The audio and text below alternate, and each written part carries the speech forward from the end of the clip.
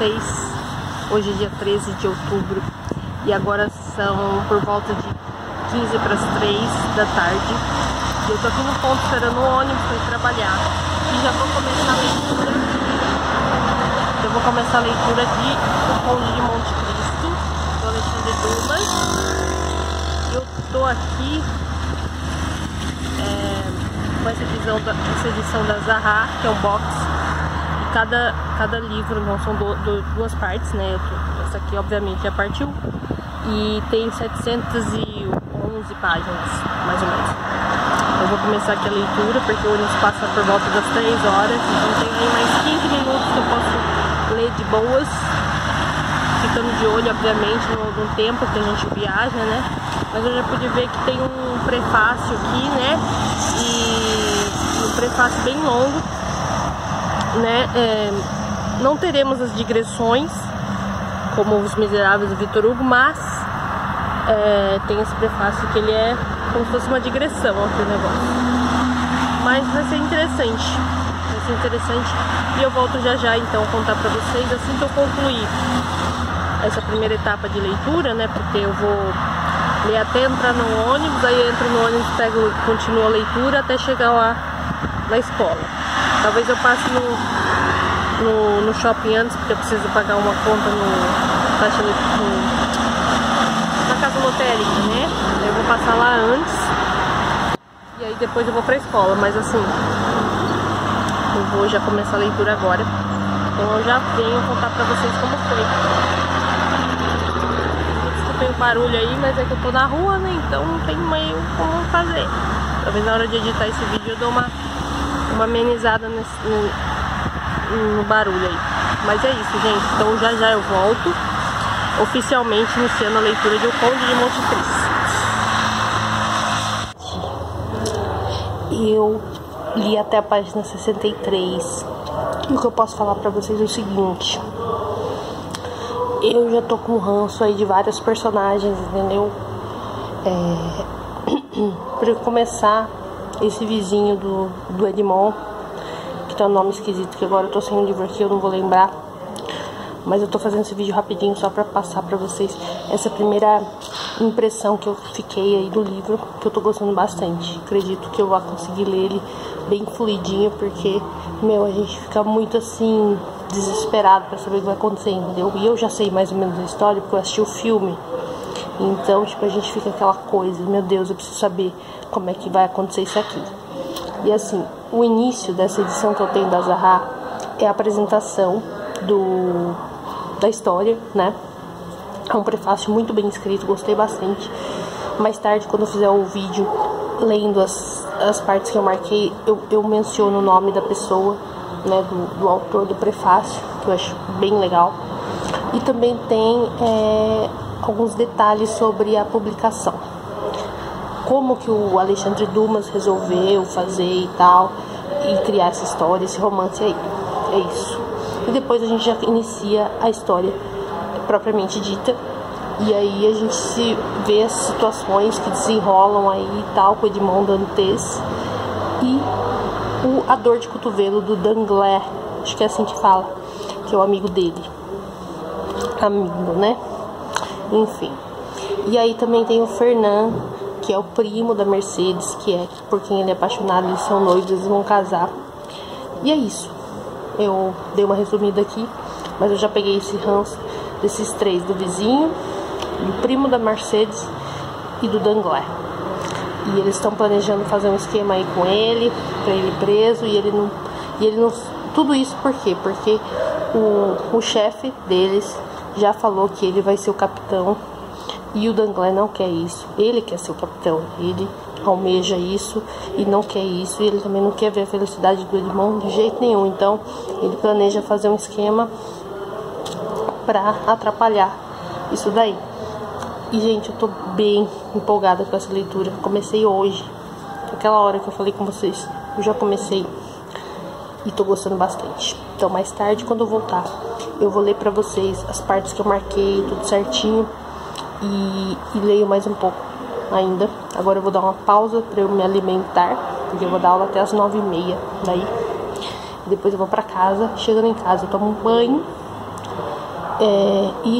e gravo pra vocês, beleza? Então, gente, mas já adianto que é uma obra que vale muito a pena, é um clássico aí da nossa literatura não, mas da literatura mundial, então não deixa de ser nossa, né, porque, né, e é muito bom mesmo, tô adorando.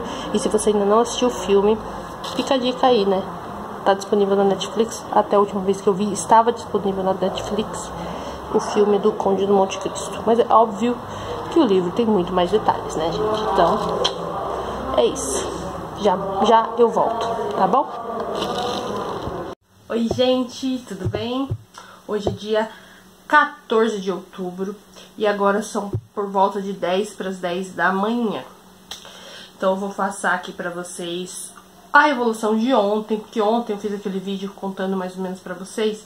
E eu cheguei em casa um pouco tarde, né? Cheguei, era quase 10 horas da noite já. Aí até tomar banho, aí até, né, enfim, já tava muito tarde, eu tava muito cansada. Eu falei, não, amanhã cedo eu gravo e tá tudo certo.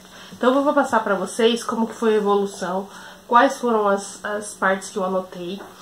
Eu vou ser bem sincero pra vocês, eu sabia que eu já ia gostar desse livro porque eu conheço a história. A gente sabe, se você ainda não assistiu o filme, tem lá na Netflix, tá? O filme do Conde de Monte Cristo, a adaptação, muito bacana. Eu adoraria que fizessem uma série, juro. Tipo, uma série, adaptassem em formato de série, ia ser muito legal. Porque tem muita coisa pra ser trabalhada. E no filme, a gente sabe, filme eles têm que enxugar muito, né? Deixar os pontos principais. E, obviamente, o livro ele consta com todos os detalhes ali e tal. E, gente, eu adorei o início aqui, a apresentação dessa edição da Zahra, que eu tenho, que é um box lindo. Essa edição maravilhosa aqui. Gente, vou deixar aqui na descrição o link pra vocês adquirirem essa edição, tá? É igual a minha.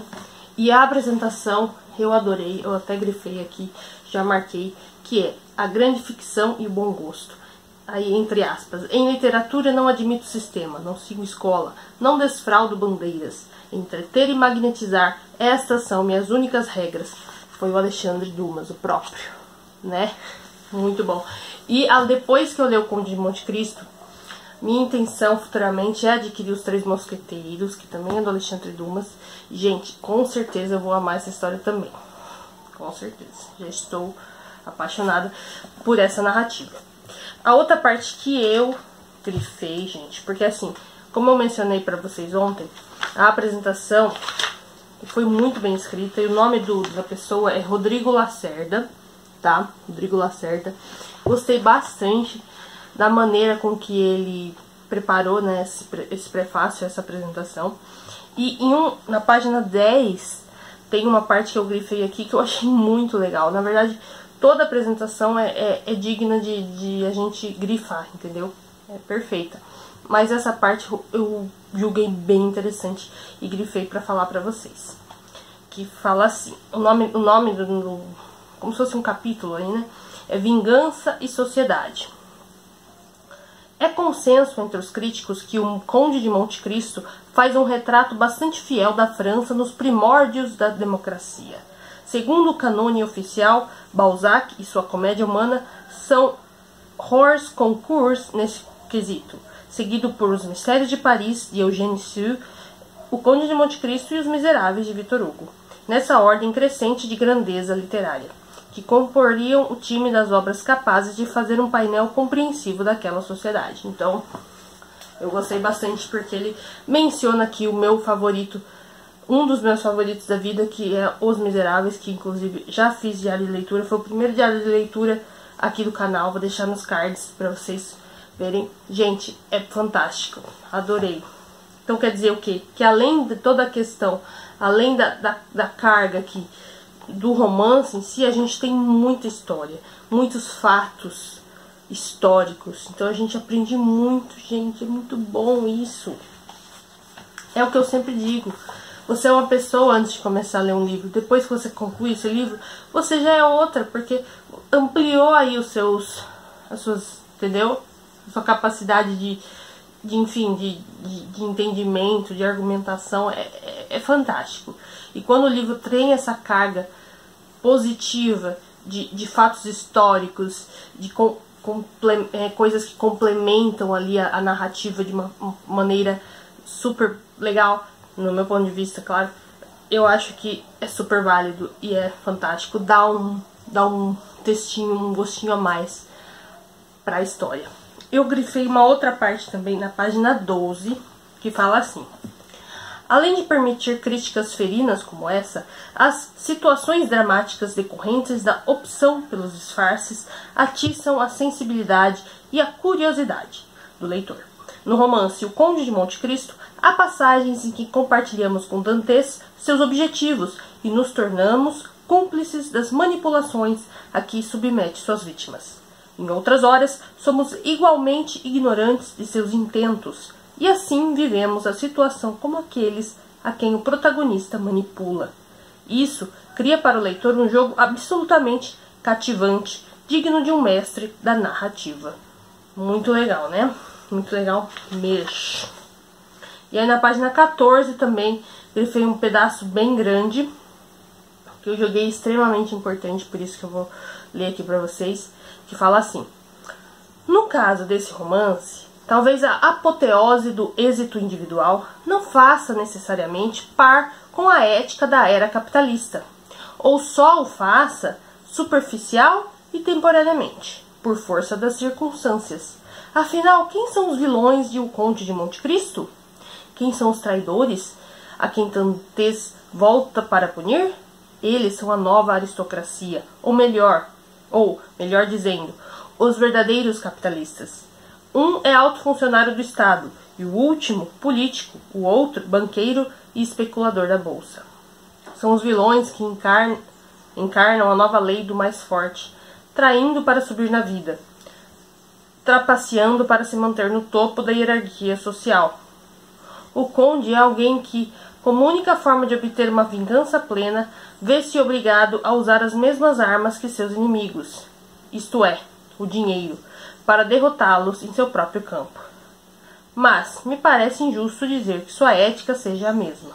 Um soro antiofídico é feito à base de veneno de cobra, mas é injetado em nossa circulação sanguínea com intenções opostas. E mais, pensando de um ponto de vista bem materialista, não há nada do modo capitalista de produção na origem de sua fortuna, que consiste num tesouro enterrado há séculos.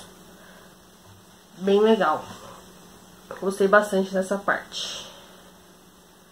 Enfim, como eu falei pra vocês, toda a apresentação ela traz detalhes, assim, menciona outras obras, menciona Crime e Castigo do Dostoiévski, menciona, como mencionou Os Miseráveis, mencionou Balzac e tal. Então ele coloca muito detalhado, assim, a forma como o Dumas criou e tal. Eu achei muito legal essa forma de apresentar a obra. E aí na sequência, né, no prefácio de fato, porque isso foi uma apresentação, eu chamei de prefácio, mas na verdade foi uma apresentação do Rodrigo Lacerda, né? Rodrigo Lacerda? Isso, Rodrigo Lacerda. E aí o prefácio de fato, que foi escrito pelo próprio Alexandre Dumas, conta como que se deu a ideia de escrever o romance, né? E aí ele dá em detalhes que ele teve a ajuda de alguns amigos e tal, e que ele foi conhecer a ilha de Monte Cristo e tal. E aí bem no finalzinho aqui eu grifei essa parte, na página 21 do prefácio aqui. Durante a tarde, a noite e a manhã eu ruminei sua observação. Ela me parecera de tal forma acertada que prevalecera sobre a minha ideia inicial. Portanto, quando veio no dia seguinte, Maquet encontrou o livro fatiado em 3 partes bem distintas: Marselha, Roma e Paris. E na mesma noite, elaboramos juntos o plano dos 5 primeiros volumes, um dedicado à exposição, 3 ao cativeiro e os 2 últimos à evasão e à recompensa da família Morel. O resto, sem estar completamente acabado, estava mais ou menos destrinçado. Maquet julgava ter simplesmente me prestado um favor de amigo, e eu insisto que agiu como um colaborador. Então aqui a gente tem a descrição ali, como que ele descreve como ele teve ideia e, enfim, como que se deu essa questão da obra, né, de escrever esse romance, O Conde de Monte Cristo. E aí a gente começa, de fato, o romance aqui, né. E, gente, eu já... Ó, eu li até a página 63, tá? Eu li a página 63. E eu vou falar pra vocês que eu tô fascinada. Fascinada, porque por mais que assuste um pouco, né, tamanho, tem mais um desses, né, porque são dois. É uma história que flui, assim, maravilhosamente bem, né? E aí a gente tem aqui o início da história, né? O Dantes, acontece algumas coisas no navio, o capitão do navio ele acaba morrendo, né? É cometido por uma febre e acaba morrendo. E aí eles têm que fazer uma parada a pedido do capitão, né? Eles fazem uma parada numa ilha lá. E aí depois, quando eles chegam, de fato, ao local que eles tinham que regressar, né? O chefe deles, né, perguntando por que você parou lá e tal. E aí um outro cara lá, né, amigo, assim, vou colocar amigo entre aspas, né, o Danglars, acho que é assim que fala, Danglars, ou Danglars, não sei, ele começou a botar caraminhola na cabeça do chefe, entendeu, contra o Dantes. E dizendo que ele tinha recebido uma carta e tal, não sei o que, e de fato, né, nesse lugar que eles foram, que eles fizeram a parada, ele recebeu uma carta e ele foi instruído a entregar essa carta a uma tal pessoa. E essa tal pessoa, e aí esse cara, o Danglars, começa a botar caraminhola na cabeça dele, e aí ele chama e conversa com ele, e ele fala que não sei o que. Enfim, resumindo, o Dante não entrega carta nenhuma pra ele, ou seja, ele meio que percebe que a carta então dando pra ele e deixa pra lá. Só que ele já adianta que o Dante que vai ser o novo capitão e tal, e isso deixa o Danglars com uma dor de cotovelo terrível, terrível, terrível, terrível. E aí ele começa a pensar numa forma de fazer com que ele não vire capitão. Então ele tem que fazer alguma coisa com o Dante pra prejudicar, né? E o Dante, por sua vez, tá todo feliz da vida, ele quer ir encontrar a Mercedes, que é a noiva dele, né? Eles já ficaram noivos e eles decidem se casar o mais rápido possível, porque eles querem, né, se amar pro resto da vida e aquela coisa bonita. E o Danglars fica realmente revoltado, ele fala, não pode ser, tá tudo certo pra esse cara, né? E aí ele volta, né, ele vai pra casa. E ele encontra o pai, e daí o pai conta que o dinheiro que ele deixou, ele teve que pagar um vizinho que ele tava devendo e tal, e tal, e tal. E aí, enfim, resumindo de novo, esse vizinho também peguei um rancinho dele, tá? Assim, de todos esse é o menos pior, né? Porque o pior de fato é o Danglars, que vai trair ele de uma forma terrível.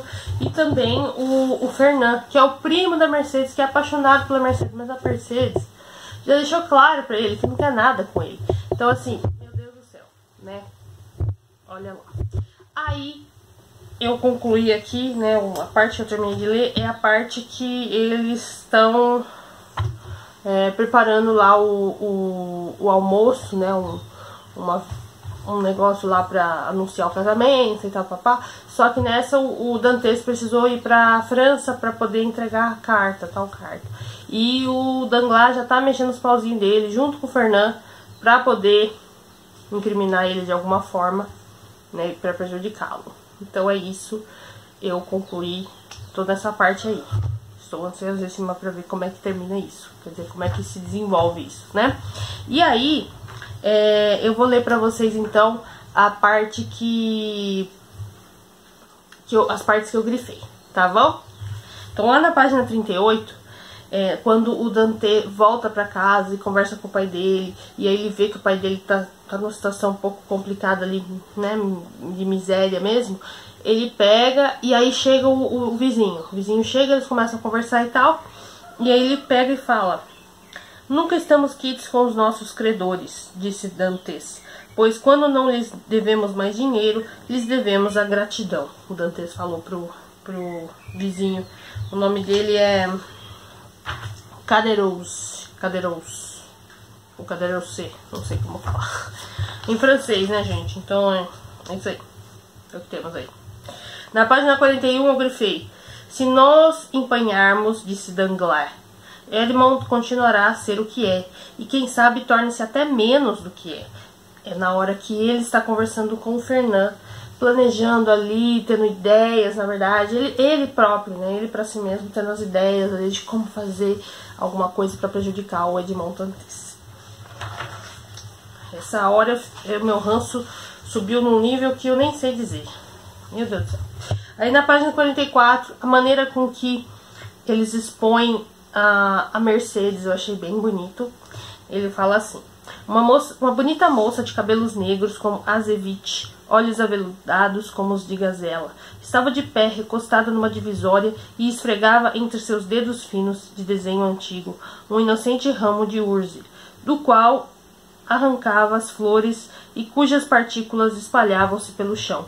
Além disso, seus braços nus até o cotovelo, morenos, mas que pareciam modelados com base nós da Vênus e de Arles, fremiam numa espécie de impaciência febril, e ela batia no chão com seu pé flexível e em forma de arco, de maneira a revelar a forma pura, orgulhosa e atrevida de sua perna, aprisionada numa meia de algodão vermelho, aqui e acolá, cinza e azul.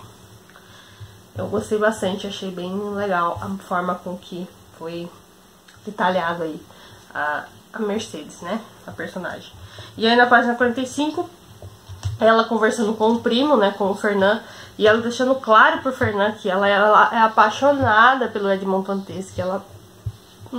E se acontecesse alguma coisa com ele, sei lá, ele morresse, ela morreria também, ela se jogaria de um penhasco, não sei o que, papapi, papapá e tal. E aí ela pega e fala: Fernand, qualquer uma torna-se péssima dona de casa e não pode garantir sua honestidade quando ama um homem que não seu marido. Respondeu Mercedes, balançando a cabeça. Contente-se com a minha amizade, pois, repito, é tudo que eu lhe posso prometer, e só prometo o que tenho certeza de poder dar. Adorei isso, ela quebrou ele ali naquela hora. Pá, foi. E na página 46, quando eles finalmente se encontram, eles saem pra dar uns beijinhos, papapá, né, pra conversar, aí se descreve dessa forma: Edmond e Mercedes estavam nos braços um do outro.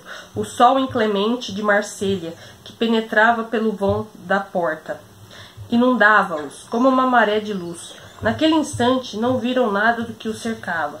Uma imensa felicidade isolava-os do mundo, e não falavam senão por aquelas palavras entrecortadas que são os arroubos de uma alegria tão intensa que parecem a expressão da dor. Bonita, né, gente? E para finalizar, a última parte que eu grifei aqui foi na página 56, que eles já estavam planejando, já o Danglars com o Fernand já estava planejando, eles escreveram uma carta, um bilhete, não sei, para poder prejudicar o Dante, né? E aí eles falaram assim: deixe-o falar, continuou Danglars, segurando o rapaz.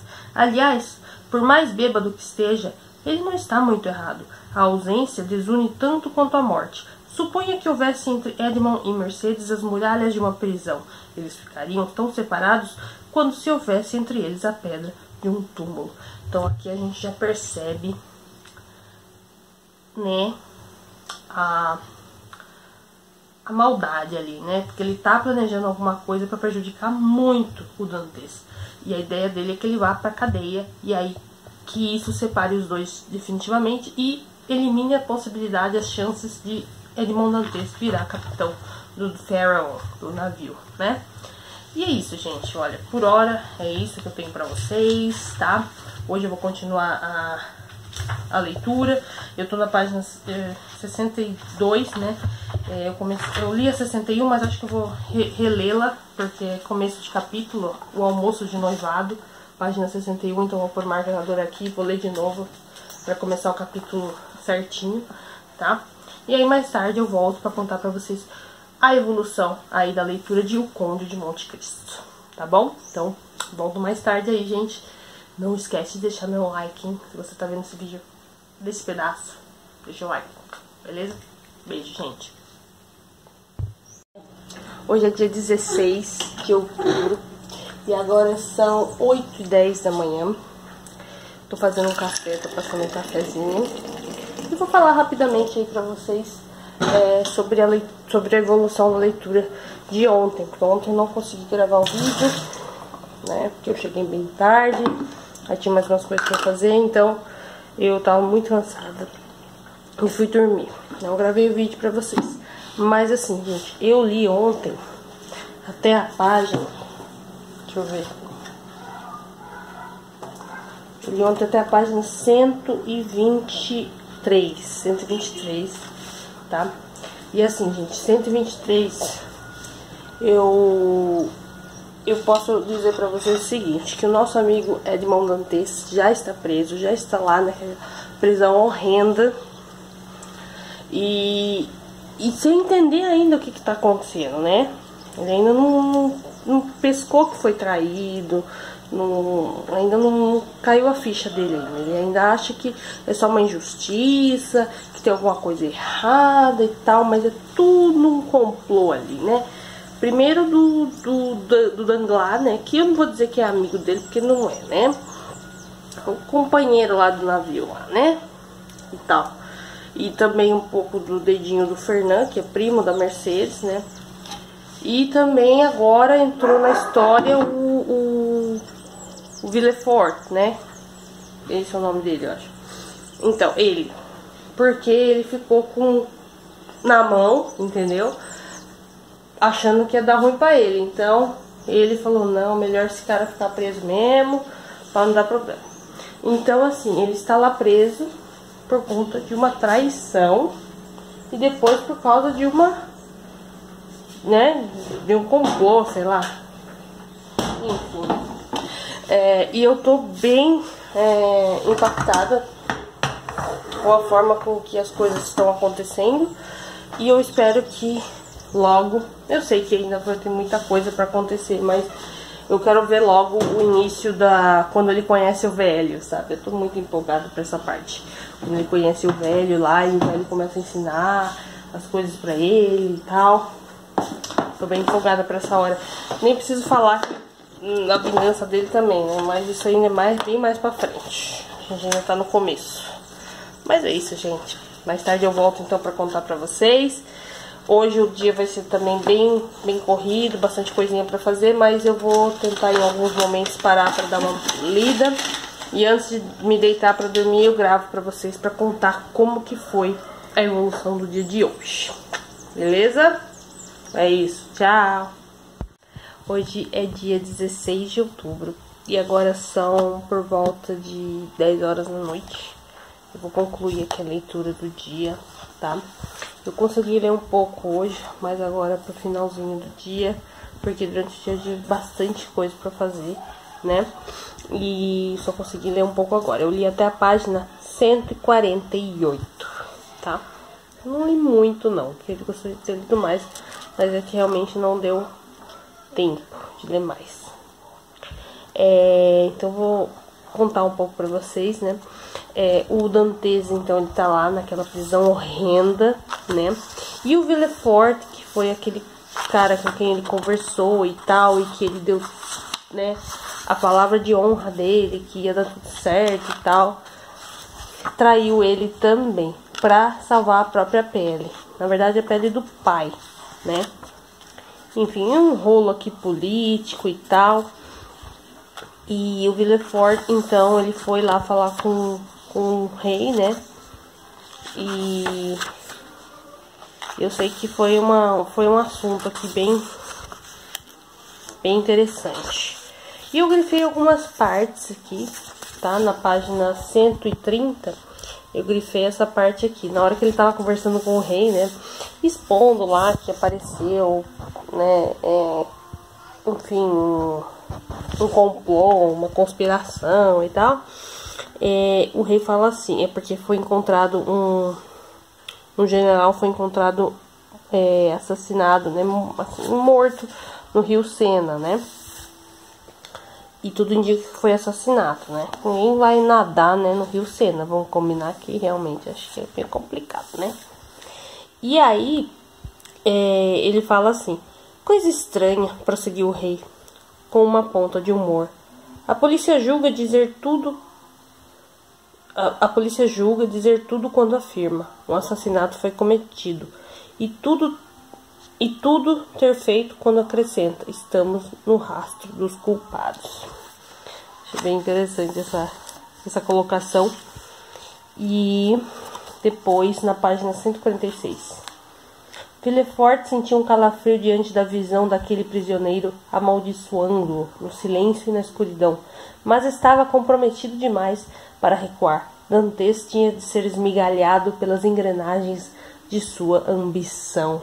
Bem forte isso aqui, né? Porque, tipo, primeiro foi o Danglars, junto com o Fernand, que fizeram escrevendo esse bilhete, tipo, mentiroso, para incriminar ele do negócio. E agora esse tal de Villefort, que, né, tendo conhecimento da carta que ele pediram para ele entregar, né, acabou se aproveitando enfim, complicado isso, né? E essa não vai ser a última traição, pelo que eu entendi aqui, né? Mas enfim, vamos lá.